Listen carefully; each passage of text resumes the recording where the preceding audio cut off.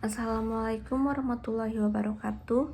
Perkenalkan, nama saya Dwi Setianingsih dengan NIM 289215053 Prodi Manajemen. Di sini saya akan menjelaskan tentang UAS pengantar ekonomi mikro. Soal esai nomor 1. Jelaskan ruang lingkup analisis makroekonomi. Jawabannya adalah ekonomi makro adalah studi tentang perilaku individu atau perusahaan dalam pengambilan keputusan sehubungan dengan sumber daya yang dimiliki. Sedangkan ekonomi makro mengeksplorasi pengambilan keputusan ekonomi dalam lingkup negara. 2. Jelaskan konsep ekonomi dua sektor, ekonomi 3 sektor, dan ekonomi 4 sektor. Jawab, perekonomian dua sektor disebut juga perekonomian sederhana karena hanya terdiri dari dua pelaku, yaitu rumah tangga konsumsi dan rumah tangga produksi. Model arus perputaran faktor produksi barang dan jasa serta uang antara rumah tangga dengan perusahaan. Perekonomian 3 sektor terdiri atas rumah tangga konsumen, rumah tangga produsen, dan pemerintah. Peran pemerintah di sini adalah sebagai pengatur, sebagai produsen, sekaligus sebagai konsumen. Bentuk kecilnya peran pemerintah dalam perekonomian itu sendiri sangat tergantung pada sistem ekonomi yang dianut. Di sistem ekonomi liberal, peran pemerintah minimal, sedangkan pada sistem ekonomi sosialis, peran pemerintah sangat dominan. Di negara yang menganut sistem campuran seperti Indonesia, pemerintah masih cukup berperan.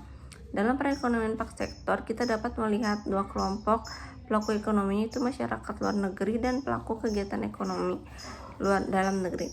Dalam masyarakat luar negeri terdapat rumah tangga konsumsi, perusahaan rumah tangga produksi, dan pemerintah. Kegiatan kelompok pelaku ekonomi masyarakat luar negeri tersebut membentuk sistem arus perputaran kegiatan ekonomi. Kelompok pelaku ekonomi dalam negeri juga membentuk sistem perputaran kegiatan ekonomi.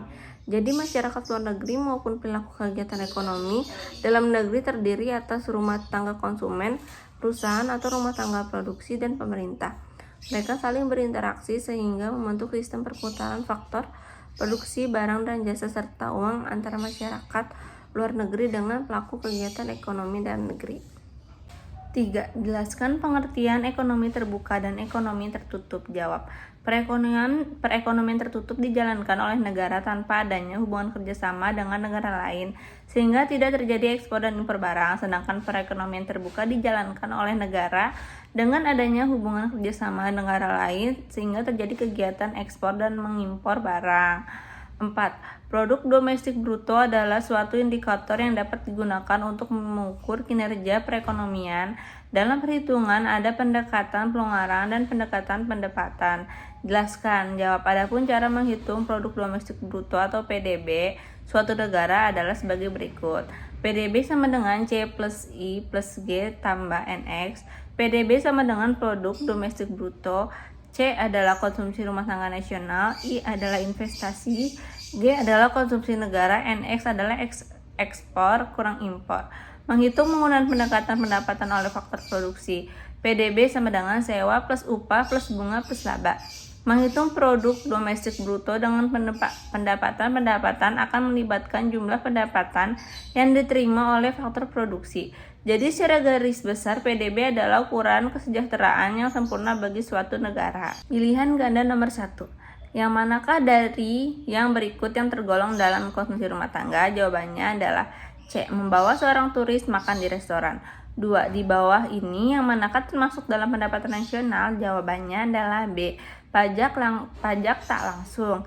Yang ketiga, transaksi yang manakah yang berikut nilainya tidak termasuk dalam pendapatan nasional? Jawabannya adalah A. Pengusaha roti membeli tepung dan pabrik tepung. 4. Pengeluaran agregat dapat meliputi. Jawabannya adalah C. Pengeluaran oleh perusahaan, pemerintah, dan ekspor ke luar negeri.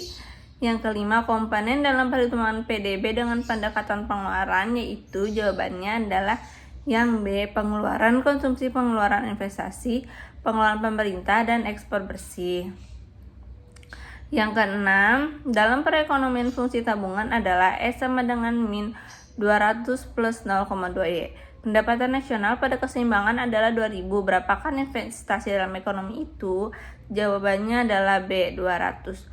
7. Apabila pendapatan nasional adalah 0 rumah tangga, jawabannya C. Mengecek tabungan untuk membiayai konsumsinya. Yang ke-8, langkah manakah yang paling baik untuk mengatasi masalah pengangguran dalam perekonomian? Jawabannya adalah C. Pemerintah memberikan berbagai keringanan fiskal untuk mendorong investasi. Yang ke-9, yang dimaksud dari berikut tidak termasuk dalam produk nasional bruto adalah, jawabannya adalah yang A. Gaji pekerja Indonesia di Arab Saudi. 10. Apakah yang diharapkan dari menjalankan kebijakan fiskal? Jawabannya adalah D. Menciptakan kegiatan ekonomi yang tinggi dan stabil. Sekian dari saya mengenai presentasi UAS pengantar ekonomi makro. Wassalamualaikum warahmatullahi wabarakatuh.